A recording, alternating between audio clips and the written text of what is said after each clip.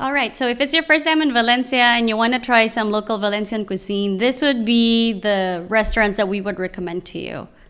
The first one we've tried that I was really happy about is called La Pilareta, and they're actually famous for these local Valencian mussels called clochinas, and they just present it as in a bowl with broth, and then at the same time I really like this place because it's right in the heart of the city, and their Of El price Carmen. of El Carmen, and their prices are really cheap, really affordable. It's also an old restaurant with a lot of history. It's called La Pilareta because I think the owner was called Pilar.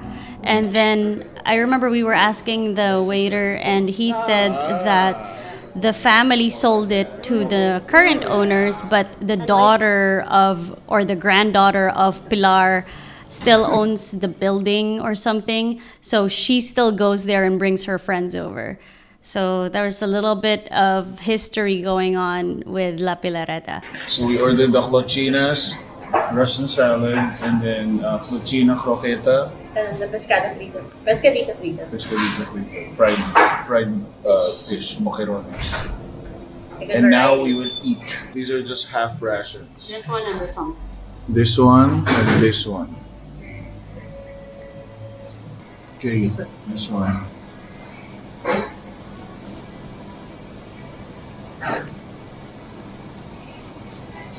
Mmm. Sit bone. The clochinas are more of a yellow color and they are softer, and they are available around July and August. So make sure to go early August because we were there at the tail end of August, and they didn't have clochinas anymore. They just served us mejillones, but it was still good, and we just enjoyed that place because of the old town feel. So we highly recommend this place.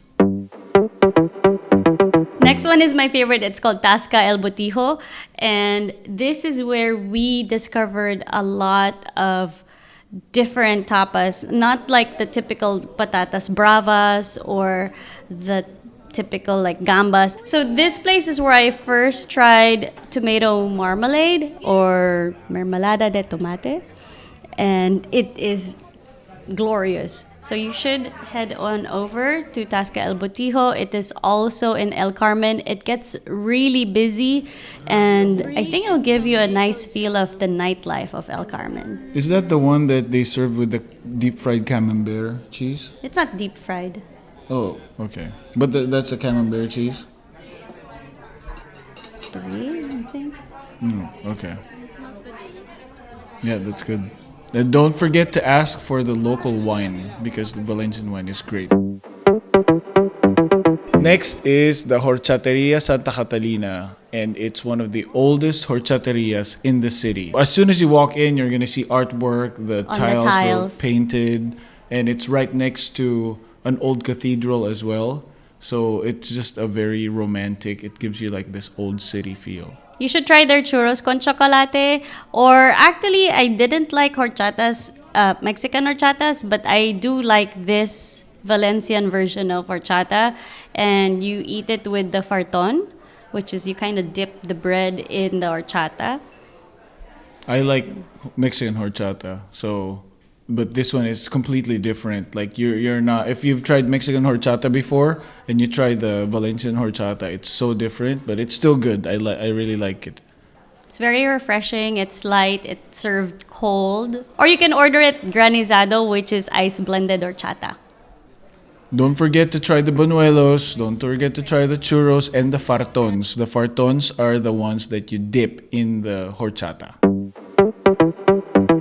Next is Los Gomez Taverna. So we enjoyed the paella here, and this was also around, not necessarily El Carmen, right? Is it Oh, it's close to the Ayuntamiento, which is the city center. Yeah.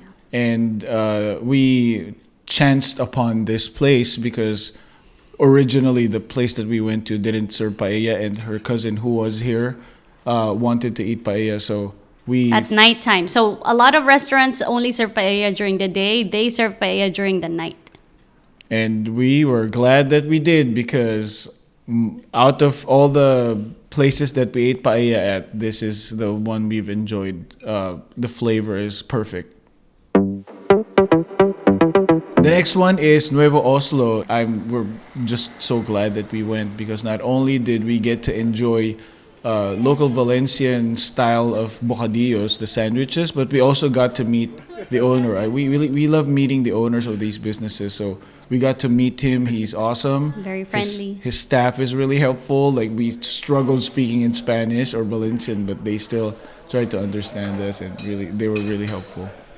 Also good, cheap prices. Right, and they had a row of all of the things that you could put into the sandwich. So, and then they have the prices there and the names, so that you could, it'll be easier for you to make your own sandwich.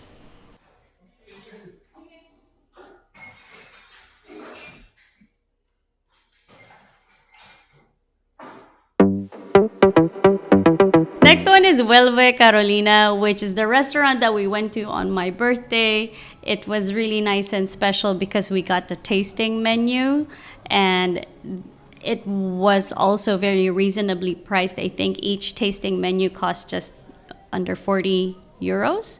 And we had cocktails upon cocktails, and the final bill was still just Pretty under good. 100 euros. I'm not a big fine dining kind of person, especially when they serve it in small servings. But this one was really, really nice. The experience was really nice. The food was very different, so something that we haven't tried before. So I thought that, and I think the chef is really popular here in Valencia too. He Yeah. has a lot of restaurants here in Valencia. So good job with the Carolina. Me encanta.